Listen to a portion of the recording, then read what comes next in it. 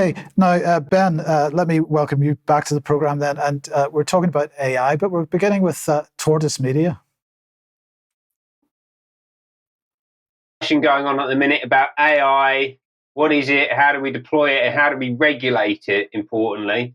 Tortoise Media are right in the centre of this, and they're right in the centre of a lot of the discussion going on in the country at the moment. We're going to be talking about them quite a bit this year. So they're a new news business set up in 2018 by a bunch of former BBC and Times newspaper people. Their mantra is slow down and wise up. The idea is that this is a counterpoint to the rapidly accelerating 24/7 news cycle.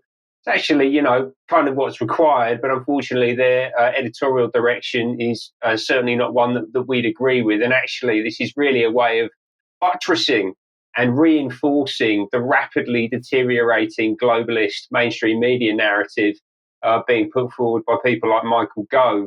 So they're a modern media org. They've got a website, as you would expect. You can look at articles, podcasts, videos, books, a store. It's basically what UK Column are doing, but with a very different editorial line, as I was saying.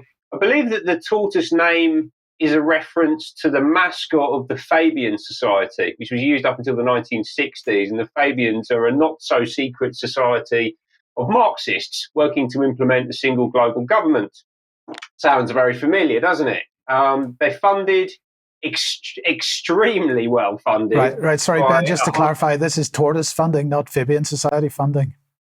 This is Tortoise. Yes, exactly. Yeah, this is Tortoise funding through strategic partnerships with a bunch of big international corporations and government bodies. They sit right in the thick of this bunch of international money.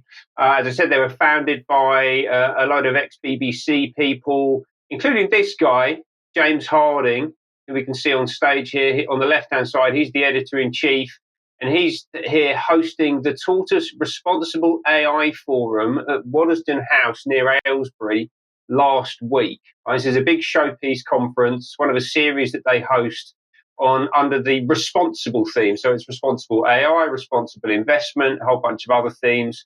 We actually spoke about the responsible investment one towards the end of last year.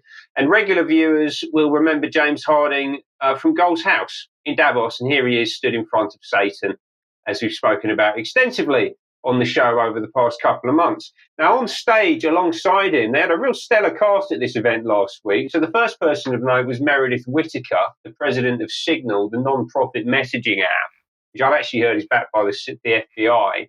Now, talking to Channel 4 News last year about the UK's online safety bill, she said what is specified is a regime that would give Ofcom the power to demand that everyone in the UK downloads spyware that checks their messages before they're sent against a database of what is permissible to say and what is not permissible. And I don't believe that the Act was changed substantially between that comment, that analysis, and being enacted. And she would have been able to explore that in detail at the Tortoise event because the Ofcom chief, Dame Melanie Dors, was also there speaking on one of the panels. So Melanie Dors, obviously the UK's censor-in-chief, looking to dial up her powers, which she's been recently given. She was joined at the event by Nina Jankowicz, the former executive director of the Disinformation Governance Board at the Department of Homeland Security. That's here on the right-hand side, also known as the Ministry of Truth. And she spent a princely 3 months violating her fellow citizens' First Amendment rights before being bounced out of the role because she is a complete and utter lunatic, aren't you, Nina? Pondering is really quite ferocious. It's when a huckster takes some lies and makes them sound precocious by saying them in Congress or a mainstream outlet. So disinformation's origins are slightly less atrocious.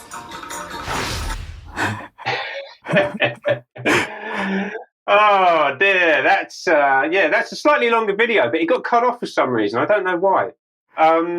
So Nina, you're a nutter, but you spend your time, and this is the provenance. These are the people getting invited in by Tortoise and a whole bunch of other people to talk about the regulation of artificial intelligence. But then, as an extension of that, free speech, how society runs, and there are a bunch of highly strung, liberal women at the centre of this discussion. Nina Jankowicz is just an exemplar of that. And she goes around nowadays speaking at events like this one, How to Be a Woman Online. You've got to deal with gendered digital hate, harassment and violence. So there's this idea, I think it was actually, we saw it in the one of the videos shown earlier, this idea that what you're encountering online is violence or hate. It's not violence, it's derision, Nina. We're laughing at you and we're picking holes in your absurd, poorly informed worldview, and you hate that, which is why it feels like hate. Yeah. Who else was there? Imad Mostak, the CEO of Stability AI, one of the big AI companies, who had a bit of a drama this week because they were caught stealing data from a competitor. Yeah, and actually you can see here this little quote from LinkedIn. The entire business model for AI is based on copyright infringement, right? So this company had actually hacked into one of its competitors' platforms to gather information. Not very responsible, right? But he's being invited to these events, right? And nobody was talking about this at the event, so far as we know. This is all done behind closed doors, by the way. Right? There's no recording of these discussions. We don't know what was agreed, what was specified, what plans were set out. It's extremely unaccountable. Who else was there? Finally, last but not least, Matt Clifford, who I spoke about last week, is the chair of Aria, the UK DARPA, who's working to radically transform the lives of your children using a bunch of your taxpayer money. And just this week, Aria has announced a new £42 million fund to redefine the current compute paradigm and deliver AI at 1,000th of the cost in order to facilitate the global digital control grid that these people are building and that they're getting together at Waddesdon House to talk about. Yeah, lots of big conversations going on behind closed doors, but who's controlling it? As we said, this was at Waddesdon Manor. This is a palatial pile in Buckinghamshire, which is owned by the Rothschild Foundation. So all of this is happening under the auspices of the Rothschild family. In fact, James Harding's post thanked them as the sole partner to the event. These are the sensible discussions that are being led by Tortoise Media. Where does that take us to? It takes us directly to Israel, right? So the Rothschild family have their foundation. It has a counterpart in Israel called Yad Hanadiv. You can actually see here, if you flick back one, actually, Mike, we can get this up on screen. You see the Rothschild Foundation on the left-hand side, Yad Hanadiv on the right-hand side. They use the same mark, logo, crest, whatever you want to call that. The 5 arrows bundled together, tied up with ribbon. That is the Rothschild Foundation. And Yad Hanadiv paid for the design and the build of the Israeli Supreme Court. You can see here from the Israeli Supreme Court website, Lord Rothschild, recently deceased, second from the right, in this portrait by Paul Benny, the British artist, and also included in here have a bunch of Israeli leaders, Shimon Peres, Yitzhak Rabin, Isaiah Berlin, and others. And here we can see the final completed Israeli Supreme Court in the foreground, including what appears to be a Masonic temple on the left-hand side, right, like the pyramid with the eye. There's an enormous amount of symbolism inside this building, as well as the Knesset in the background, which is the Israeli parliament, which was also funded and built by Yad Hanadiv, meaning that these buildings, the state they represent and the powers behind them appear to be directing and controlling Tortoise Media and all of these discussions around responsible AI investment, politics, democracy, whatever it might be, that are going on in the UK right now.